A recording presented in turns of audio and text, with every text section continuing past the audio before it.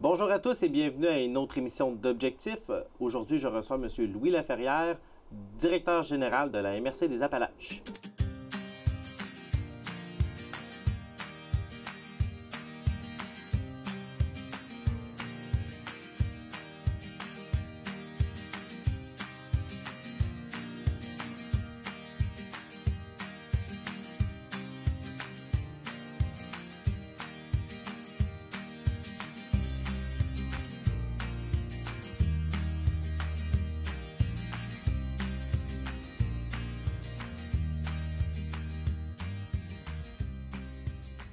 Bonjour Louis. Bonjour. Ça va bien? Oui, et toi? Ben oui, ça va bien. Merci d'avoir accepté notre invitation. Oui, ça fait plaisir. Je commence souvent mes entrevues comme ça, mais vous prenez quand même votre temps pour venir partager avec nous votre travail, votre implication, puis l'effet que ça a sur les citoyens de la MRC. Puis c'est toujours bien agréable de pouvoir discuter de tous ces beaux projets-là, puis de ce travail-là que vous faites, et ça jour après jour. Excellent. Directeur général à la MRC, on termine notre première année de mandat. Ça s'est bien passé? Ben, je dirais que ça a été une bonne année. Oui, je l'espère que ça s'est bien passé. Ça a été, comme je l'ai dit souvent dans la dernière année, une année un petit peu de première fois de découverte aussi au niveau du milieu municipal. Mais ça a été une belle année. C'est un beau défi. C'est un beau milieu, je dirais, à apprendre aussi. Puis je pourrais dire que j'ai pas vu l'année passer beaucoup, je dirais. C'est bon signe, ça? C'est toujours bon signe. Avant d'arriver à la MRC, on faisait quoi?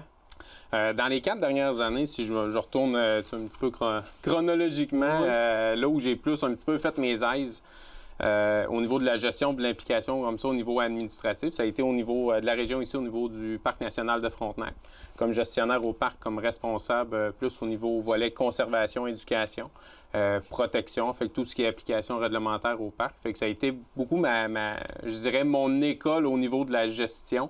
Puis je remercie dans ce sens-là Éric Lessard aussi qui m'a bien accompagné, bien guidé au travers de ce cheminement-là. Puis ça a été un peu le déclic aussi, cet emploi-là, pour tout le volet un petit peu gestion, implication au niveau des ressources humaines, l'administration. Fait que ça a été, je dirais, une belle découverte. Puis c'est vraiment ça qui m'a mené un petit peu à cheminer dans mon cheminement professionnel, puis d'aller voir un petit peu au niveau de la MRC. Puis au niveau de la MRC, de par mon profil de formation, je dirais que c'est un peu un milieu là où je retrouve mes aises un petit peu au niveau de la formation. J'ai une formation au niveau du bac en géographie, fait que tout ce qui est aménagement du territoire, puis ces éléments-là qui sont, je dirais, au cœur même de l'existence des MRC, je retrouve beaucoup un petit peu mes aises. Puis j'ai une formation aussi au niveau maîtrise en gestion de l'environnement. Fait que tout ce qui est environnement, cours d'eau, gestion de matières résiduelles, des éléments comme ça, bien, c'est des éléments, je dirais, qui retombent un peu dans ma zone de confort. Là. Mais c'est tous des éléments aussi qui sont travaillés à la MRC. Là. Oui. Vous avez tous les dossiers que vous avez à traiter pour l'ensemble du territoire là, que le gouvernement finalement vous donne comme mandat de réaliser. Exactement, au niveau des compétences qui sont propres à la MRC. Là.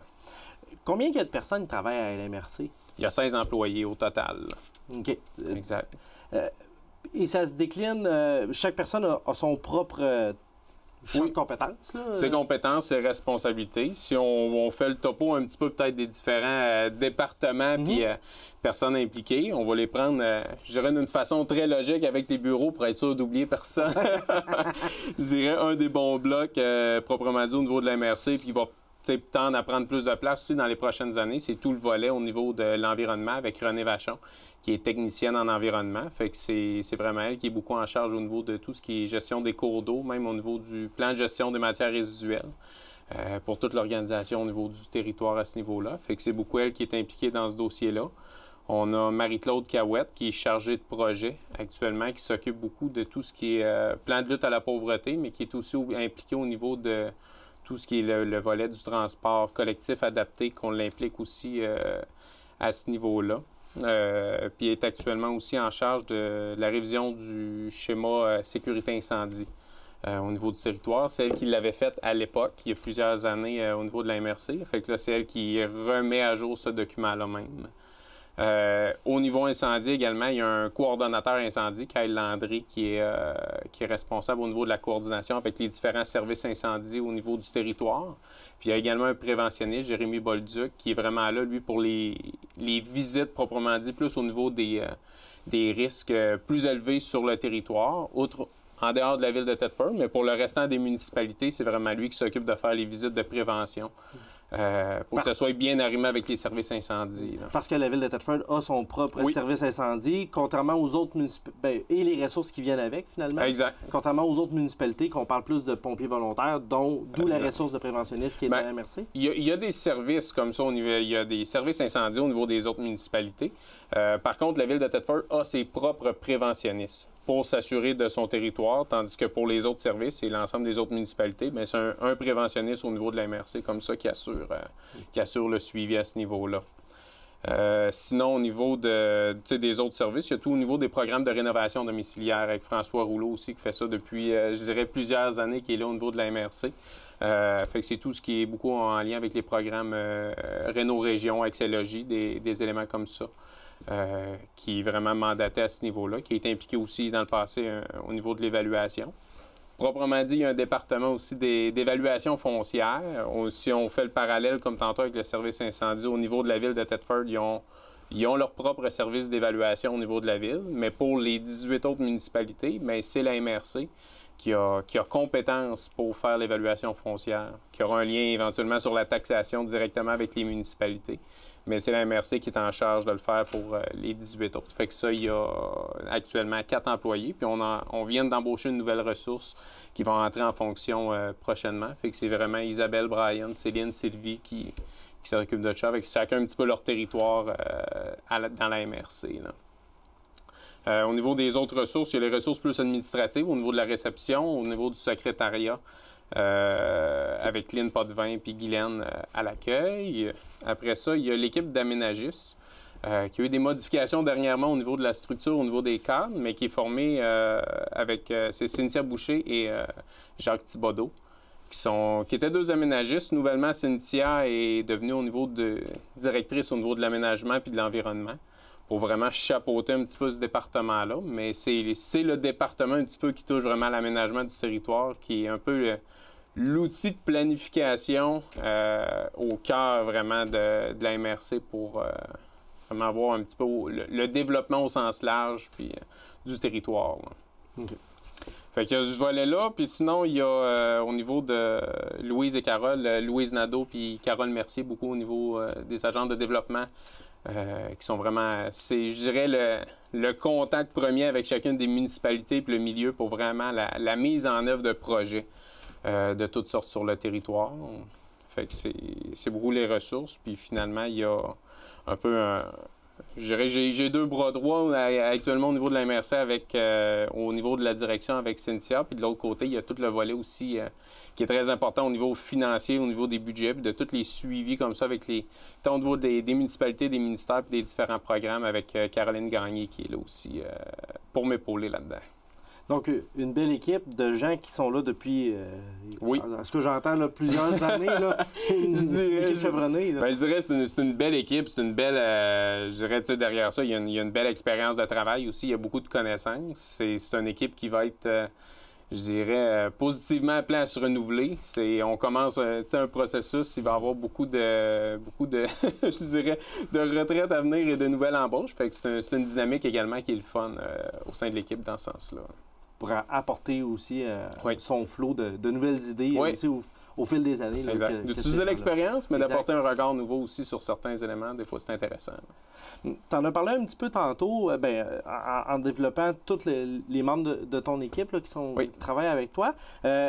Mais j'aimerais ça qu'on aille un petit peu profondément dans qu'est-ce que le gouvernement vous mandate là, précisément en tant qu'MRC, administrativement, qu'on pourrait dire. Là. En parlant d'aménagement du territoire, on va recevoir Cynthia là, qui va venir nous parler dans les prochaines semaines aussi de ce... plus précisément de son travail. Mais grossièrement, ça ressemble à quoi, ce aménagement de territoire là, pour la MRC? L'aménagement, proprement dit, on l'a dit, c'est un document avec le schéma d'aménagement, c'est un document de planification territoriale pour vraiment déterminer sur l'ensemble du territoire, c'est quoi les principales affectations pour l'utilisation même du territoire. Fait qu'on peut parler de milieux agricoles dynamiques, de milieux à vocation forestière. On parle au niveau des périmètres urbains, des zones agricoles, des zones industrielles, pour le type d'usage qu'on peut en faire. Fait que c'est sûr qu'au niveau de la trame générale, dans une optique de développement et de vision tournée plus vers l'avenir, bien, d'avoir un document comme ça à jour, bien, c'est important pour qu'on s'en aille dans la bonne direction aussi. Fait que c'est vraiment, je dirais, un document qui est au cœur, qui est un peu en évolution constante, mais qu'actuellement, on est vraiment dans la période qu'on veut vraiment donner, je dirais, un coup de barre, un coup de roue pour vraiment dire qu'on fait une bonne mise à jour, puis qu'on a un document qui est à jour, puis qui reflète la réalité actuelle aussi du territoire. Donc, pour permettre l'apparition de projets puis s'assurer que le zonage soit en lien avec les projets qui pourraient arriver. Bien, c'est ça, c'est au zonage. Il y a un beau parallèle à faire avec je dirais, les périmètres urbains. Au niveau de la ville, le langage des règles d'urbanisme, avec avoir un plan d'urbanisme, bien, c'est quelque chose peut-être qui est plus connu au niveau du citoyen, parce qu'à chaque fois qu'on a un projet ou qu'on a des éléments, bien, il faut s'assurer que c'est conforme au niveau du plan d'urbanisme. Par contre, c'est le niveau du schéma d'aménagement, mais il est à un niveau peut-être un petit peu plus macro régionalement, mais qui est un peu, on pourrait faire des parallèles entre les deux, dans le même sens que le plan d'urbanisme au niveau de la ville. Là. Donc, la MRC se trouve à faire son son schéma d'aménagement. Puis après ça, chaque municipalité reprend ça pour faire son urbanisme. C'est ce que je comprends. Exact. Il faut que ça soit conforme au schéma d'aménagement. Fait que c'est un peu le document, souvent, dans le quotidien des aménagistes, mais il y a beaucoup de validations puis de certificats de conformité. Quand il y a des modifications réglementaires au niveau d'une municipalité, bien, quand il y a des modifications comme ça qui touchent à l'urbanisme dans un contexte comme ça, bien, on doit, de notre côté, s'assurer de valider que c'est conforme au schéma d'aménagement. Fait que c'est des planifications qui travaillent de façon très conjointe, puis il y a aussi un bel échange tant avec les urbanistes, exemple au niveau des différentes villes, avec les aménagistes au niveau de la MRC, mais les aménagistes aussi offrent un service aux plus petites municipalités pour des services d'urbanisme comme ça, pour les appuyer puis les aider aussi à travailler au plan vraiment plus urbanistique. Là. Parfait. Merci de la précision. Ouais. C'était quand même technique un peu, mais je trouve ça agréable de pouvoir faire la différence qui, pour moi, ne l'était pas si évidente que ça. Évaluation foncière, on en a parlé. Donc, c'est toutes les maisons, les évaluations de tous les bâtiments, finalement, sur le territoire, passent par chez vous, à l'exception de... Exact, c'est ça. Il y a le territoire de la ville qui est différent, mais oui, c'est ça. Pour l'ensemble des autres municipalités, c'est vraiment... Tout est traité au niveau de la MRC, qui est vraiment une compétence au niveau MRC, au niveau des municipalités de plus petite taille, de façon générale, qui se traite à ce niveau-là. Fait que c'est une équipe qui est là, qui fonctionne. Fait que c'est vraiment... c'est un mandat qui a demandé beaucoup d'apprentissage à mon arrivée, parce qu'il y avait un bloc, comme on disait, avec mon background de formation. S'il y avait un bloc je partais à zéro, c'était vraiment ce bloc-là, mais on tombe là-dedans, c'est très intéressant à apprendre et à connaître. On parlait aussi de l'environnement qui va prendre un petit peu plus de place avec les différents cours d'eau, matières résiduelles. Quel impact que ça peut avoir? Bien, on se le cachera pas, je pense, juste avec ce qu'on voyait au niveau des nouvelles dans les derniers temps. Tout le volet puis le bloc environnement prend de plus en plus d'espace, je pense. Puis au niveau même des préoccupations des jeunes, c'est quelque chose qu'on peut plus mettre de côté. Fait que c'est vraiment là où, à court terme, qu'on veut vraiment prendre plus de place au niveau de la MRC là-dedans. C'est vraiment je veux pas dire prendre plus de place, mais vraiment de se doter d'une planification, comme on peut se doter dans plusieurs éléments de planification stratégique, mais qu'on ait vraiment un plan d'action clair au niveau de la MRC. De bien cibler les priorités, de travailler avec l'ensemble des intervenants du milieu pour aller chercher les préoccupations. Puis c'est beaucoup ça la démarche qu'on va faire prochainement, en impliquant un petit peu comme ça les intervenants les plus directement impliqués au niveau de l'environnement, les municipalités. C'est sûr qu'ils vont être des acteurs de premier ordre là-dedans, mais pour vraiment avoir leurs préoccupations, puis qu'on mette en œuvre des outils pour les aider à bien cheminer dans ce sens-là. Puis c'est sûr qu'il y a tout le volet plus, je dirais, au niveau de la compétence même de la MRC, au niveau des cours d'eau. Les cours d'eau, c'est une compétence MRC pour tout ce qui est de s'assurer du libre écoulement des travaux au niveau des cours d'eau, des éléments comme ça. Fait que ça, c'est un volet qui va demeurer, qu'on va consolider comme ça. Même chose au niveau des matières résiduelles. C'est un volet qui est pris en charge actuellement au niveau de la planification. Il faut le dire que ça demeure une compétence municipale pour la gestion même, mais au niveau de la planification des objectifs, puis vraiment ce qu'on veut se doter comme plan d'action, bien, ça a été fait au niveau à l'échelle MRC. Fait qu'on est responsable de la mise en œuvre, proprement dit, de ce plan-là, puis de mettre en œuvre les actions qui sont incluses dans le plan aussi qui nous touchent, là. Surtout d'être un facilitateur pour que ces actions-là ils se mettent en œuvre, là. On parle beaucoup de compétences MRC. Oui. Concrètement, ça veut dire que le gouvernement vous a donné tous les droits ou en fait vous a autorisé à mettre les choses en œuvre pour atteindre un objectif X dans ce champ-là? Bien, en fait, c'est ça qu'on peut parler de compétences, c'est un peu ma vision de la chose, c'est de dire qui s'occupe de mettre en œuvre tel élément ou qui a telle responsabilité. Il y a des responsabilités qui sont données plus au niveau des... il y a beaucoup de compétences qui sont données directement au niveau des municipalités, mais de ce qui a été ramené plus au niveau de la MRC, c'est beaucoup ce qui touche le volet régional. Fait que, tu sais, des dossiers, quand on parle, exemple, de transport collectif, c'est des compétences qui sont plus au niveau de la MRC, au niveau de la gestion des cours d'eau. La planification, comme on disait, avec les matières résiduelles, c'est des dossiers qui sont plus régionaux, qu'il faut voir pour que ça soit cohérent puis que ça fonctionne bien ensemble, qu'on les analyse puis qu'on les traite au niveau de l'ensemble des municipalités pour pas que ça soit des plans qui se fassent à la pièce puis qu'après ça, bien, ça s'arrime moins bien entre les deux. Fait que d'avoir une planification comme ça qui est plus régionale, je dirais, ça facilite après ça aussi le déploiement au niveau de la région, là.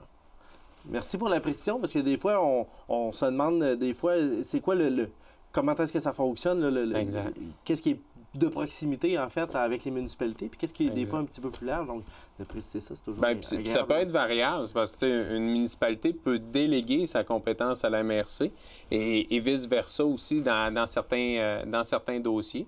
Mais c'est juste que dans certains dossiers, bien, pour, je dirais, l'intérêt de travailler tout le monde ensemble pour faciliter les choses, bien, il y a un avantage aussi de travailler à l'échelle de la MRC parce que c'est une belle table de travail de travailler avec l'ensemble des municipalités de cette façon-là, là. C'est un beau lieu d'échange et de rencontre. Il reste encore plusieurs minutes, mais je parlerai aussi de plusieurs dossiers qui sont chauds, je dirais, à la MRC. Monsieur Vachon, le préfet, il était venu nous parler, je dirais, de ses attentes en tant que maire et préfet d'une municipalité. J'aimerais qu'on parle maintenant du côté administratif, DG, comme on parle un petit peu depuis le début. C'est quoi que la MRC a à faire et où est-ce qu'on en est rendu dans ces dossiers-là? Parlons de la fameuse fibre optique. Il y a plusieurs gens qui ont hâte de voir arriver, là. On en est où de ton point de vue, là? Bien, de mon point de vue, c'est un dossier qui avance bien. D'une façon, comme je dirais, purement administrative, dans les derniers appels de projets, dans les derniers programmes qui étaient là, c'est souvent des programmes qui sortent, qu'il y a des périodes très courtes pour déposer des projets pour qu'ils soient acceptés, retenus et financés. Dans les derniers appels de projets, on s'est fait prendre, je dirais, un petit peu à court. Fait que, les études, l'information, on n'avait pas cette information-là. Fait qu'il y a certaines choses qu'on n'a pas pu déposer des projets comme on l'aurait souhaité, avec les délais qui étaient proposés dans ce cadre-là. Par contre, actuellement, on a tout en main.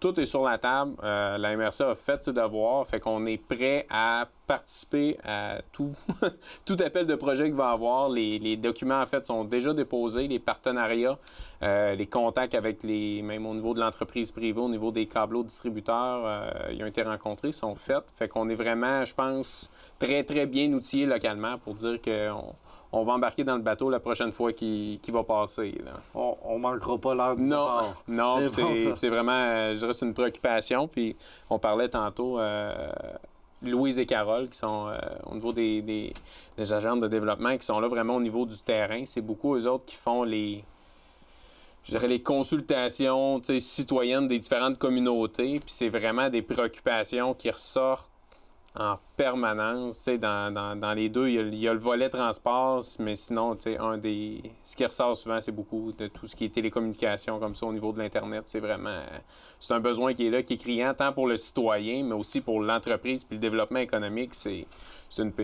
quelque chose qu'on ne peut pas passer à côté. Ne serait-ce que tout le volet agricole. Là, exact. Je pense directement à ça. Là. Des fois, on a tendance à oublier que c'est des entreprises à proprement dit, mais leur développement passe maintenant beaucoup par l'Internet. Là, c'est des entreprises qui, comme n'importe quelle entreprise aujourd'hui, je pense, sont aux prises avec une problématique aussi au niveau de la main-d'œuvre. Ils misent beaucoup sur l'automatisation, la mécanisation, mais ça vient avec. ça vient avec autant l'électricité, l'Internet, les autres, ils ont besoin d'avoir accès aux mêmes services qu'on peut avoir au niveau des grands centres. Un autre dossier chaud, c'est tout le résiduel des montagnes d'amiante. Là.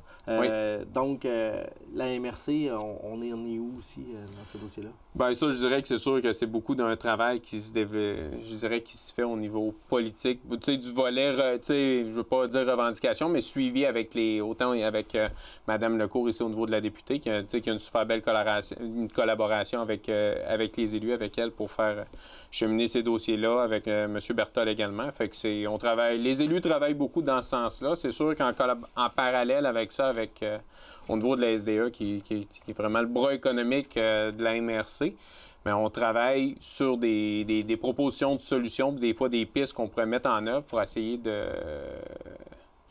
pas de se sortir, mais vraiment qu'on ait les outils qui soient mis en place pour qu'on puisse avoir un développement qui est intéressant aussi, là, qu'on puisse passer à autre chose. Puis encore là, une fois que les autorisations, un peu comme la fibre optique, soient là, bien, on est prêt à passer à l'action une fois qu'on a l'autorisation. Donc, on n'a pas... Exact, c'est ça. On travaille parallèlement, peu importe les décisions qui seront prises dans le futur, on veut en arriver avec des solutions pour que ça soit positif pour la région. Là. Je pense qu'il y a un beau travail qui a été fait dans les dernières années, mais on maintient le cap là-dessus. Je sauterais tout de suite avec la stratégie jeunesse. C'est un dossier qui c'est un dossier qui est tout récent, qui vient de sortir. Parle-nous-en donc. Bien, je dirais que c'est une belle nouvelle. C'est un sujet personnellement qui me tient à cœur dans ce sens-là. C'est vraiment on a eu la confirmation au niveau du secrétariat à la jeunesse qu'on avait fait une demande de subvention en juillet dernier avec le Conseil des maires. Puis on a eu l'acceptation au niveau de la subvention. Fait que c'est vraiment quelque chose qui va se mettre en œuvre rapidement et prochainement au niveau de la MRC, beaucoup au niveau de l'année 2020, pour vraiment aller chercher le pouls de la jeunesse, de vraiment être en contact avec eux autres, pour aller vraiment chercher c'est quoi leurs préoccupations, c'est quoi leurs besoins, mais aussi qu'ils nous proposent des pistes d'action, puis de vraiment travailler un plan d'action qui va être produit, dans le fond, avec eux, mais pour eux aussi. Fait que c'est vraiment eux autres qui vont l'avoir entre leurs mains pour vraiment qu'on se dote d'outils qui va essayer de rendre encore plus dynamique qu'elle l'est déjà au niveau vraiment de la jeunesse, mais au moins qu'il y ait les outils pour mettre en œuvre leur projet aussi, puis leur propre plan d'action. Là. Puis ça va se passer sur des consultations citoyennes là, un peu partout dans la MRC que ça va se faire? C'est vraiment un projet qui va toucher l'ensemble de la MRC. Il va y avoir des consultations rapidement qui devraient débuter au niveau de l'année prochaine, à partir de peut-être février-mars, dans ces années-là, vraiment que ça va être un peu le lancement officiel un peu de la démarche. Mais dans un premier temps, l'objectif, c'est vraiment de faire vraiment une consultation au niveau de la jeunesse, mais de l'ensemble de la MRC, comme tu l'as dit, pour en arriver peut-être plus au mois d'octobre dans ces eaux-là, pour vraiment qu'on puisse déposer officiellement un plan d'action pour vraiment qu'on ait un document de planification comme ça au niveau de la jeunesse pour dire qu'on est prêt à mettre des actions en œuvre. Puis une fois qu'on va avoir ce document-là de planification, cette stratégie jeunesse-là, bien là, on va avoir accès justement à différents programmes, subventions pour vraiment, après ça, les appuyer pour que ça se mette en œuvre. Là. Et dans le but ultime, c'est de la rétention et de l'attraction pour la jeunesse, là, pour notre MRC. Là. Exact, c'est ça. C'est vraiment de rendre ce volet-là de plus en plus dynamique. Il y a des belles initiatives qui se font avec... On voit la jeune chambre, des éléments comme ça. C'est intéressant de le voir dans la région, mais après ça, il faut donner les outils puis les moyens aussi qui sont conséquents à ça pour qu'ils puissent demeurer, mais qu'ils puissent aussi mettre en œuvre l'ensemble des projets qui vont émaner de ces groupes-là. Là. Louis, merci beaucoup d'avoir été des nôtres aujourd'hui, d'avoir fait ce topo-là de la MRC. C'était bien agréable de pouvoir discuter de ça. Puis on devrait être bon, d'après moi, pour te réinviter là, des fois, parce que ça bouge beaucoup, puis oui, il y a toujours ça devrait projets. bouger aussi prochainement. C'est bon. Merci beaucoup. Merci. Merci également d'avoir été des nôtres pour une autre émission d'Objectif.